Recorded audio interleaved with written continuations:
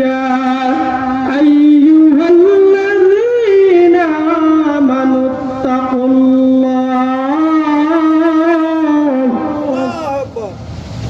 হাক্কা তুকাতিহি ওয়া লা তামুতুন্না ইল্লা ওয়া আনতুম মুসলিমুন।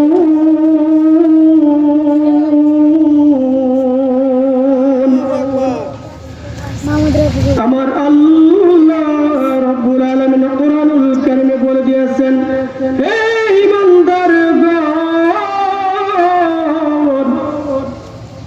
তোমরা আল্লাহকে ভয় করো, ভয় করার মতো যেভাবে আমার আল্লাহ রাব্বুল আলামিনকে ভয় করার প্রয়োজন, তোমরা সেইভাবে আমার আল্লাহকে ভয় করো। কিন্তু মুসলমান না হইয়া তোমরা মৃত্যু বরণ করো না।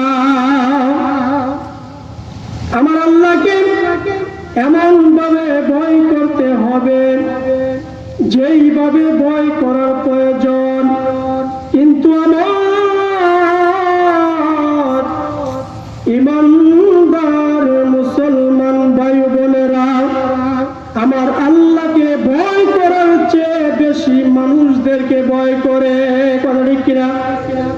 এর প্রমাণ হলো যখন রমজান আসে তখন আল্লাহর বান্দারা আমার আল্লাহকে ভয় না কইরা মানুষদেরকে ভয় করে। আর প্রমাণ, মানুষ আল্লাহকে যদি ভয় পাইত তাহলে গোপন ভাবেও পানাহার ছেড়ে দিয়ে রোজা রাখতে। কথা ঠিক কিনা? কিন্তু মানুষদেরকে ভয় করে, ভয় কইরা পর্দার আড়ালে গিয়ে তারা খাবার খায়, রোজা ভঙ্গ করে। শুধু তাই নয়, আমার আল্লাহকে সর্বক্ষেত্রে আমার আল্লাহকে ভয় করতে হবে। এক যুবক হযরত ওমর রাদিয়াল্লাহু তাআলা আনহু এর খেলাফতের আমলে ওই যুবক তিনি অতি ইবাদতকারী একজন যুবক ছিলেন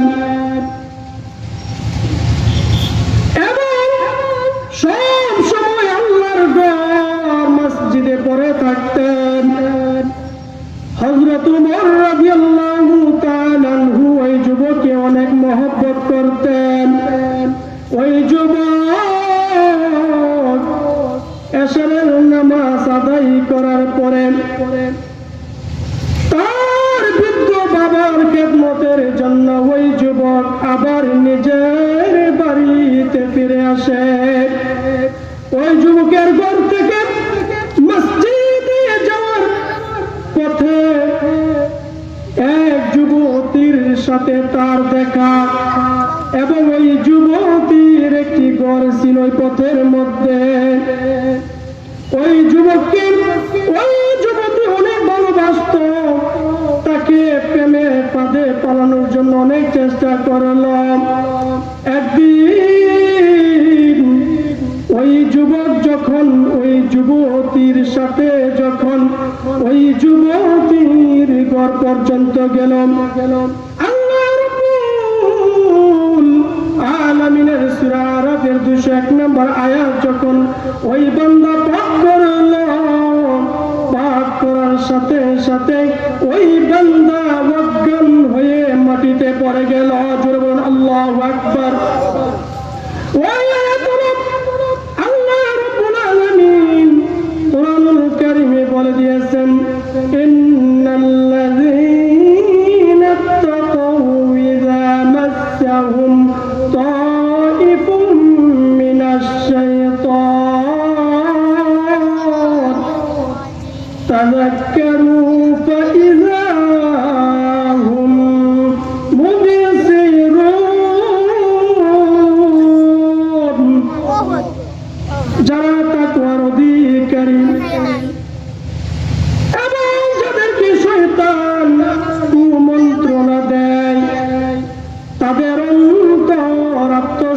যখন হয় তারা জাগ্রত হইয়া যায় এবং তাদের দুটি চক্ষু খুলে যায়। জোরে বলুন সুবহানাল্লাহ।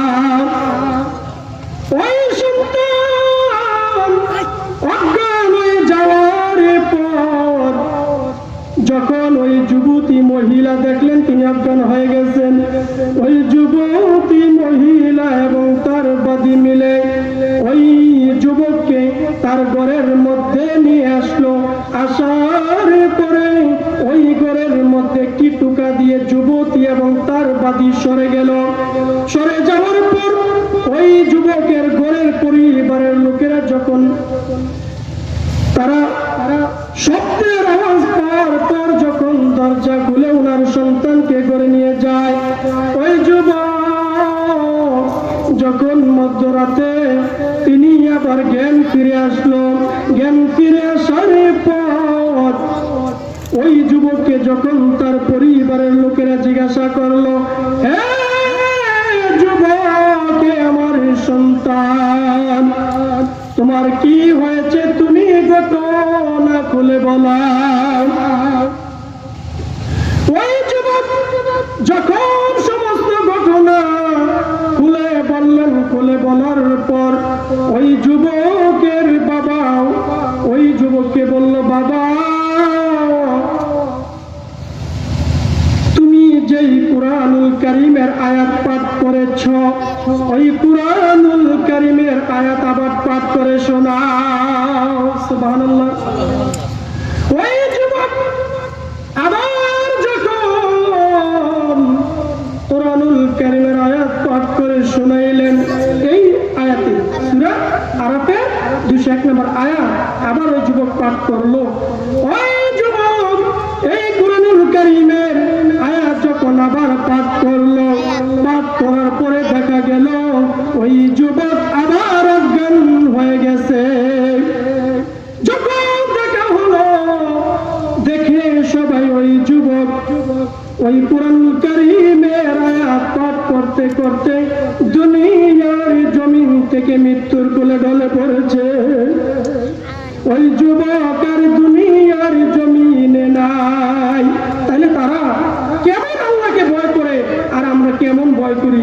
যারা আল্লাহর কালাম একবার পাঠ করেছে, বেহুশ হয়ে গেছে, আবার পাঠ করেছে, তারা দুনিয়ার জমিন থেকে মৃত্যুবরণ করেছে। সুবহানাল্লাহ। আর আমরা কেমন ভয় করি? চুরি করলে ভয় লাগে না, ডাকাতি করলে ভয় লাগে না, ঘুষ খাইলে ভয় লাগে না, মদ খাইলে ভয় লাগে না, ব্যভিচার করলে ভয় লাগে না, চুরি ডাকাতি সন্ত্রাসী বর্বরতা অজ্ঞতা সবকিছু আমাদের বাংলার জমিনে এসে পড়েছে। কথা ঠিক কিনা?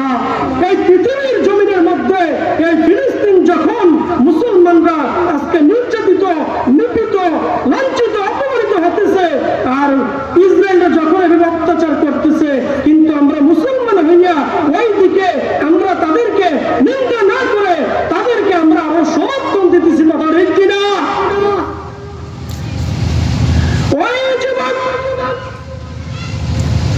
যখন এই কুরআনুল কারীমের আয়াত পাঠ করে মৃত্যুর কোলে ঢলে পড়লেন, ওই যুবকের পরিবার তাকে রাত্রে দাফন কাফন করে মাটি দিয়ে দেয়।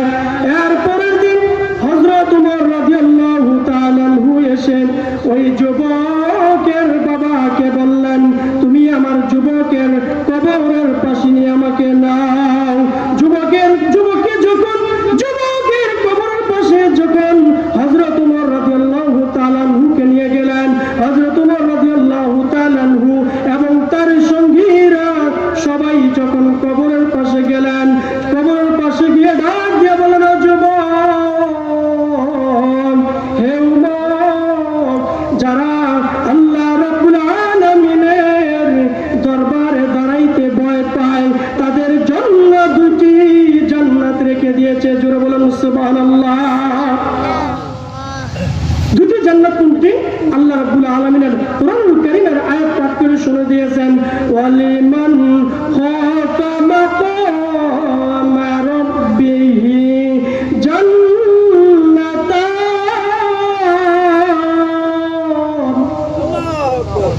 আমার আল্লাহ রাব্বুল আলামিনের দরবারে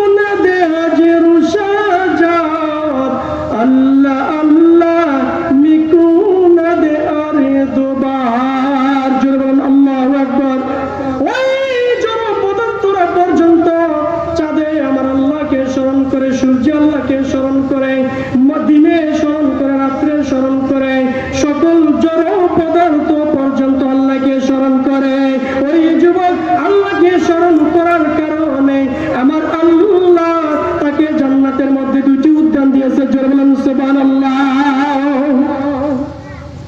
এই জন্য আমরা কিন্তু আল্লাহকে ভয় পাই না।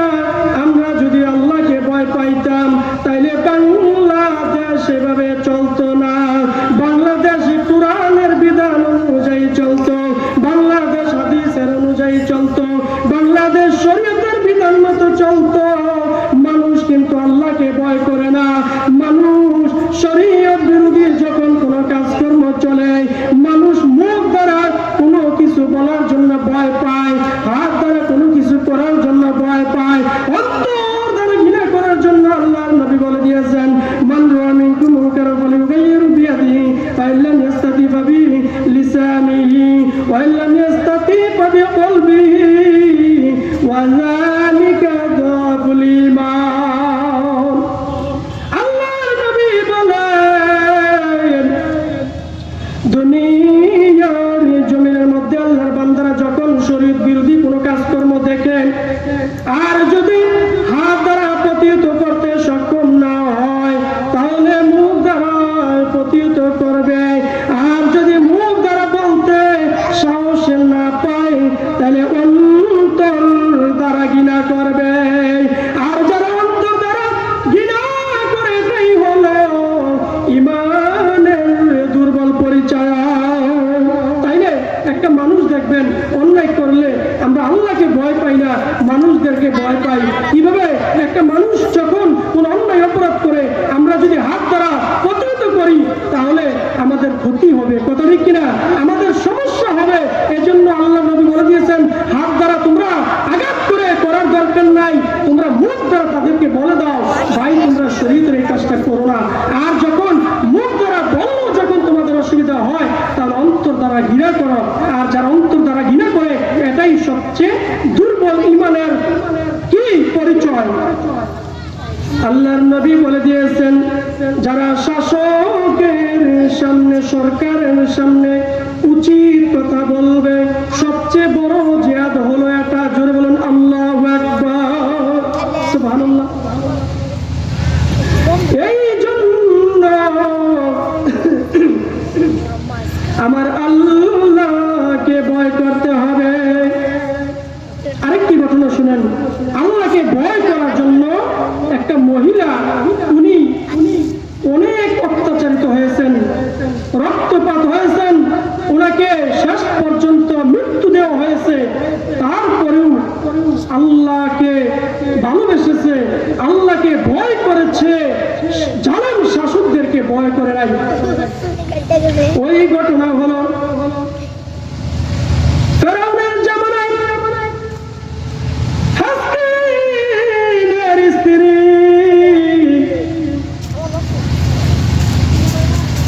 ওই ফেরাউনের জামানায় হাসকিল ছিল ফেরাউনের কোষাধ্যক্ষ। আর ওই হাসকিলের স্ত্রী আমার আল্লাহ রাব্বুল আলামিনের উপর ঈমান এনেছিল এবং হাসকিল উপর 100 বছর পূর্বে ঈমান এনেছিল। ওই হাসকিলের স্ত্রী, তার দায়িত্ব ছিল ফেরাউনের কন্যার মাথার চুল আঁচড়িয়ে দেওয়ার জন্য। একদিন ফেরাউনের স্ত্রী যখন, ওই হাসকিলের স্ত্রী যখন ফেরাউনের কন্যার মাথার চুল আঁচড়িয়ে দিল, ওই যাওয়ার সময় তার হাত থেকে চিরুনি পড়ে যায়। হাত থেকে যখন চিরুনিটা পড়ে গেল, প্রত্যেক দিন অভ্যাস অনুযায়ী ওই হাসকিলের স্ত্রী বলল, কাফের ধ্বংস হোক। জোরে বলুন আল্লাহু আকবার। কাফের ধ্বংস হোক। এই কথা বলার পর ওই ফেরাউনের কন্যা ডাক দিয়ে বলে, হে মহিলা, আপনি কি আমার বাবা ফেরাউনকে প্রভু হিসেবে মানেন না? ওই হাসকিলের স্ত্রী ডাক দিয়ে বলে, হে ফেরাউনের কন্যা, তোমার যিনি প্রভু, আমার যিনি প্রভু, তোমার বাবা ফেরাউনের যিনি প্রভু, আসমান জমিনের যিনি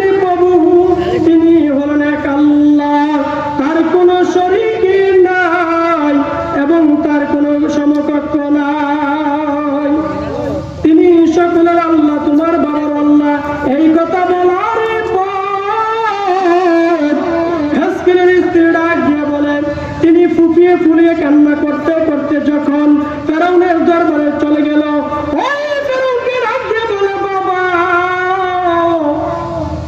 আপনার কোষাধ্যক্ষের স্ত্রী, উনি আপনাকে প্রভু হিসেবে, আল্লাহ হিসেবে মানে না।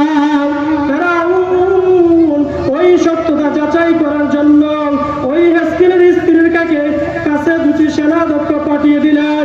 সেনাধ্যক্ষ পাঠানোর পর যাচাই করে দেখলেন হেসকিনের স্ত্রী সত্যই বলেছেন যে ফেরাউনের প্রভু হলো আল্লাহ এবং তিনি আল্লাহর প্রতি ঈমান এনেছেন। এই কথা বলার পর ওই দুই সেনাধ্যক্ষ তারা ওই হেসকিনের স্ত্রীকে যখন ফেরাউনের কোথায় দরবারে নিয়ে যাওয়ার পরে ওই হেসকিনের স্ত্রীকে বলল, তুমি আমাকে আল্লাহ হিসেবে মানো এবং তোমার আল্লাহকে তুমি অস্বীকার করা। জোরে বলেন নাউজুবিল্লাহ। ওই মহিলা তিনি তো আল্লাহর উপর ঈমান এনেছেন, যদি ওনাকে শাস্তিও দেওয়া হয়, আল্লাহর ঈমানদার বান্দারা পৃথিবীর কোনো সম্পদ চায় না, কোনো ধন সম্পদ চায় না, শুধু চায় আমার আল্লাহকে।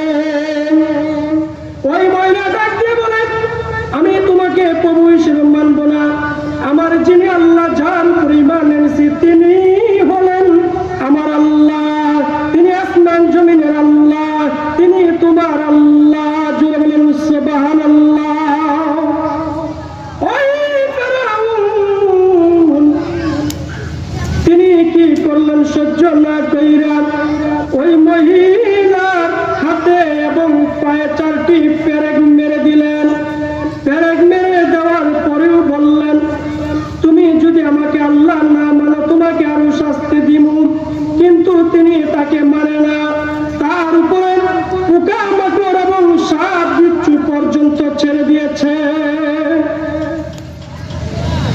ওই সাপ বিচ্ছু যখন হেসকিনের স্ত্রীকে শাস্তি দিতেছেন, তারপরেও তাকে আবার যখন জিজ্ঞাসা করলেন, তুমি আমাকে আল্লাহ হিসেবে মানো, আর যদি আমাকে প্রভু হিসেবে না মানো তাহলে তোমাকে আমি আরো 2 মাস এভাবে শাস্তি দিতে থাকবো। ওই হেসকিনের স্ত্রী ডাক দিয়ে বলে, এই ফেরাউন, তুমি 2 মাস নয়, যদি আমাকে 70 মাস পর্যন্ত শাস্তি দাও তাহলে আমি তোমাকে প্রভু হিসেবে মানব না। জোরে বলেন আল্লাহু আকবার। তোমাকে প্রভু হিসেবে মানব না। সুবহানাল্লাহ। এই কথা বলার পর ওই ফেরাউনের শরীরে যখন তেলে বেগুনে জ্বলে উঠল, ওই ফেরাউন সহ্য করতে না পাইরা ওই হেসকিনের 2টি কন্যাকে ধরে এনেছে। 2টি কন্যাকে ধরে আনার পর ওই ফেরাউন আবার ডাক দিয়ে বলেন, তোমার বড় কন্যাকে আমি হত্যা করব যদি তুমি আমাকে প্রভু হিসেবে না মানো। কিন্তু মহিলা বলে, আমি কি তোমাকে প্রভু হিসেবে মানব না। এই কথা বলার পর ওই ফেরাউন ওই কন্যাকে তার বুক আঘাত করে হৃৎপিণ্ডকে তুলে নিয়েছে। জোরে বলেন নাউজুবিল্লাহ। হৃৎপিণ্ড নেওয়ার পর ওই শিশুকে যখন হত্যা করলো, হত্যা করার পর আবার ছোট বাচ্চাকে, শিশুকে যখন আবার বুকের উপরে পা রাখলো, বুকের উপরে পা রাখার পর ডাক দিয়ে বলল, তুমি যদি আমাকে আল্লাহ হিসেবে না মানো তাহলে তোমার এই কন্যাকে আমি হত্যা করব। ছোট বাচ্চা, দুধের বাচ্চা, মা যতই কিছু করুক না কেন, মা বাবা তাদের অন্তরটা বেকুল হয়ে যায়। ওই সন্তানের প্রতি বেকুল হয়ে যায়, অস্থির হয়ে যায়।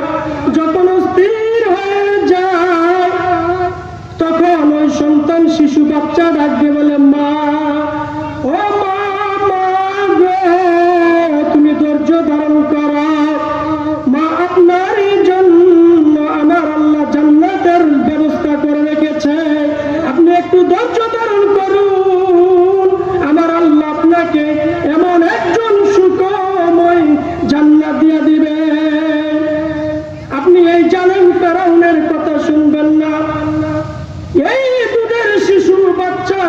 কথা শোনার পরেও ওই জালেম ফেরাউন ওই শিশুকে হত্যা করেছে এবং হেস্কিলের স্ত্রী হত্যা করে হেস্কিলের স্ত্রী জান্নাতে চলে গেছে।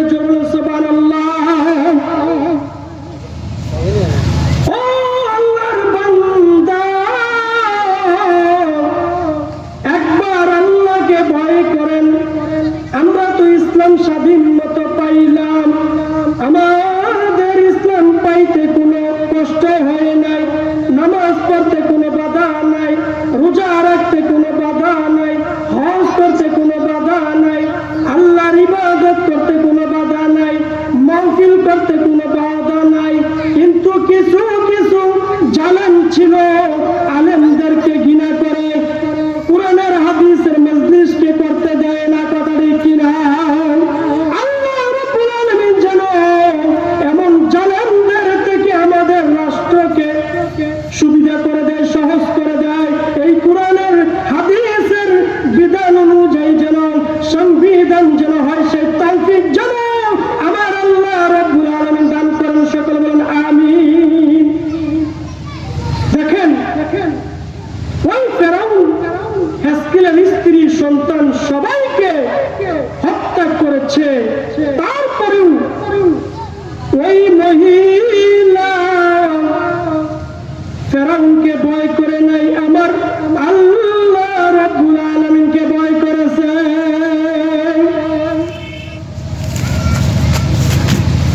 যারা আমার আল্লাহ রাব্বুল আলামিনকে ভয় করে তাদের জন্য দুইটি জান্নাত রেখে দিয়েছে, এবং যারা মুত্তাকি তারাই সফলতা। ইন্না লিল মুত্তাকিনা মাফাজা হাদাইক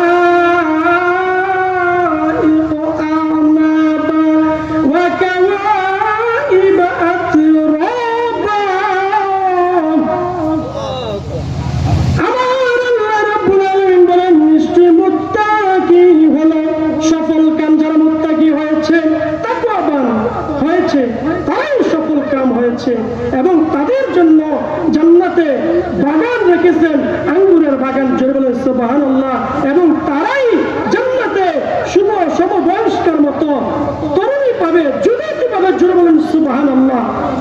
ওই ওমর রাদিয়াল্লাহু তাআলা আনহুর জামানায় যে যুবক ওই সুন্দরী নারীর দিকে তাকাই নাই, শুধু আমার আল্লাহ রাব্বুল আলামিনের জন্য ভয় পাইছে, ওই যুবকদের জন্য এমন সুন্দর জান্নাতে আঙ্গুরের ব্যবস্থা করে দিবে এবং সুন্দর সুন্দর তরুণী যুবতীর ব্যবস্থা করে দিবে। এজন্য আমরা আল্লাহকে এমন ভাবে ভয় করতে হবে যে ভয়টা হবে আমার আল্লাহ যেন সন্তুষ্টি হয়। ভয় অর্থ হলো, তাকওয়া অর্থ হলো যেই বিরত থাকা, ডেকে রাখা, ভয় করা। কোন আদেশ নিষেধ থেকে যদি, নিষেধ কাজ থেকে যদি আমরা বিরত থাকি, নিজেদেরকে ডেকে রাখি, এটাই তো তাকওয়ার একটি পরিচয়। हर के दारद खौफे वकी दारी दिल मदाम जन्नतुल मवदद रमकाम तू हम गर्दन जे हुक्म दारी मफीर के गर्दन न पीछद जे हुक्म तौहीद के गर्दन न पीछद जे हुक्म तौहीद। আল্লাহু আকবার। যাহার মনে আল্লাহর ভয় থাকে সর্বক্ষণ সুখময় জান্নাত হবে বাসস্থান। এজন্য আমরা দুনিয়াবি সকল কাজকর্ম করার পাশাপাশি আমরা আল্লাহকে ভয় করতে হবে। আর আল্লাহকে আমরা ভয় করি না। এই বাংলাদেশের জমিনে অনেক আলোচনা হয়, কোরআনের হাদিসের অনেক আলোচনা হয়। মানুষ এই যুগে একটি প্রচলন হয়ে গেছে, কোন আলেমের কণ্ঠটা ভালো। কথা ঠিক কিনা?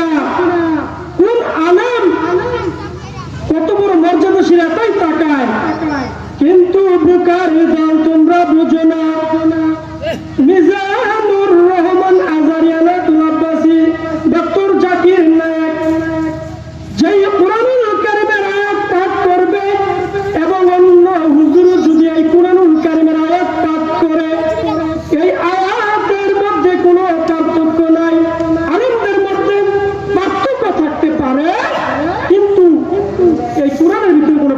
নাই।